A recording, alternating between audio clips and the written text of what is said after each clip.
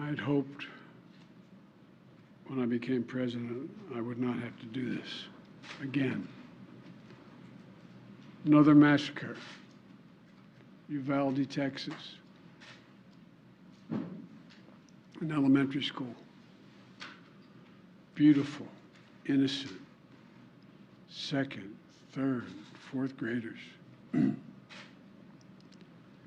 how many scores of little children who witness what happened see their friends die as if they're on a battlefield, for God's sake.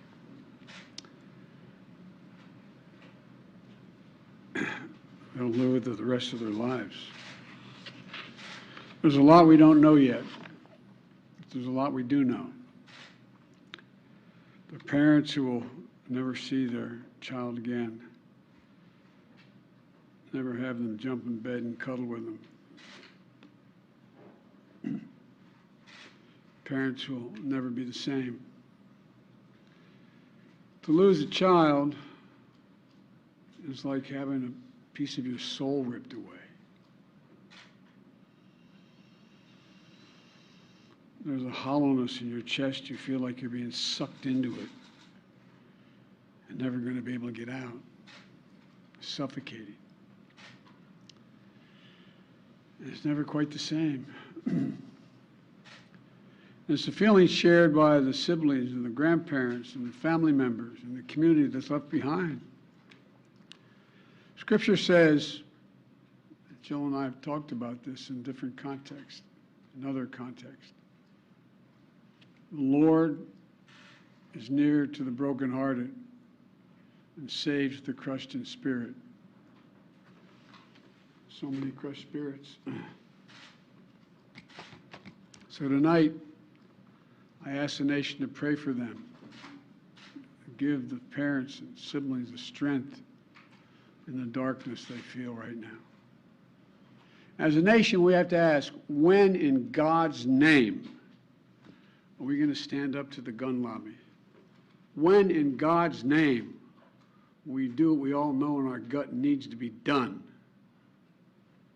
It's been 3,448 days, 10 years since I stood up at a high school in Connecticut, a grade school in Connecticut, where another gunman massacred 26 people, including 20 first graders at Sandy Hook Elementary School.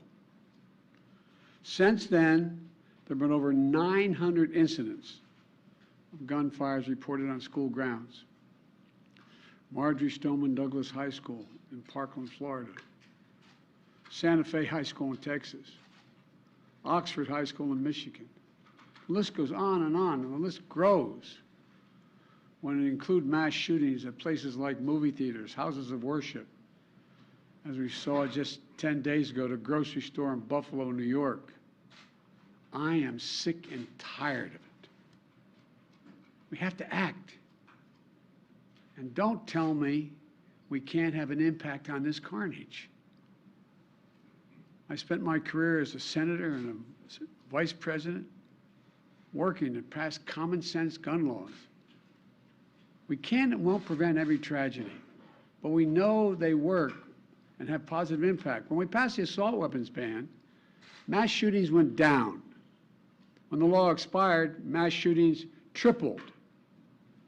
The idea that an 18-year-old kid can walk into a gun store and buy 2 assault weapons is just wrong. What in God's name do you need an assault weapon for except to kill someone? Deer aren't running through the forest with Kevlar vests on, for God's sake. It's just sick.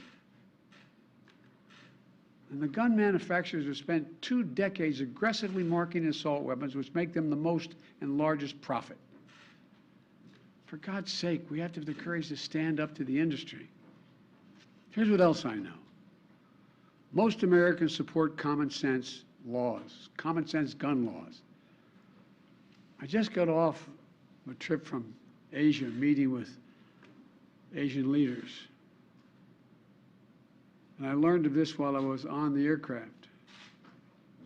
And what struck me on that 17-hour flight what struck me was these kinds of mass shootings rarely happen anywhere else in the world.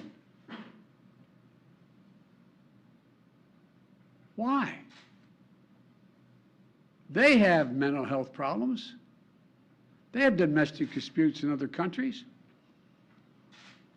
They have people who are lost. But these kinds of mass shootings never happen with the kind of frequency they happen in America. Why? Why are we willing to live with this carnage? Why do we keep letting this happen? Where in God's name is our backbone to have the courage to deal with it and stand up to the lobbies? It's a time to turn this pain into action for every parent, for every citizen in this country. We have to make it clear to every elected official in this country, it's time to act.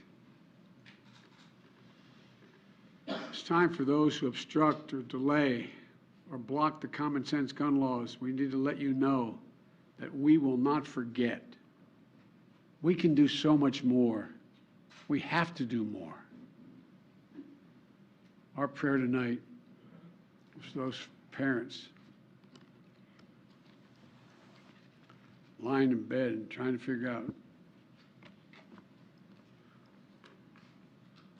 will I be able to sleep again? What do I say to my other children? What happens tomorrow?